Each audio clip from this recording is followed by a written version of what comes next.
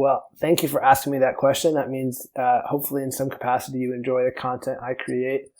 The advice I try to follow, and I always am rechecking in with myself to make sure I'm following that same advice, is, am I scratching my own itch? And this is advice from Tim Ferriss, someone I really respect. He says, like, what do I think is cool? What would, as a consumer, what would make me, whether it be on Instagram, a podcast, a YouTube video, or anything I create, I try to ask myself, what would make me stop, look at that and say, oh, that's really cool.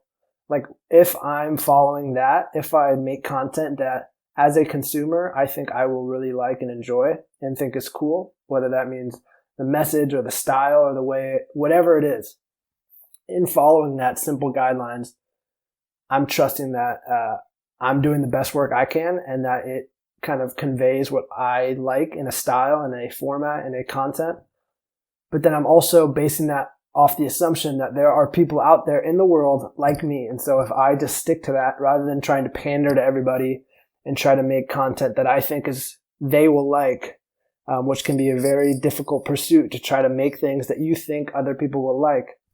I try to create in line with what I like. And in doing so, again, I trust that people will resonate with that. I trust that I will find people in the internet world that are like me and that we will create this community that is authentic because I am creating from an authentic place.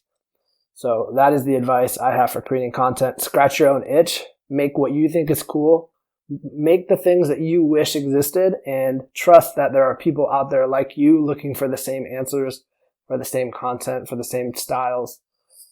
Because in pandering or in trying to create content that you think other people will like, you're often kind of just speaking to no one, and it can feel less fulfilling. I've found when I've done that when I try to create content for other people, I can only do that for so long.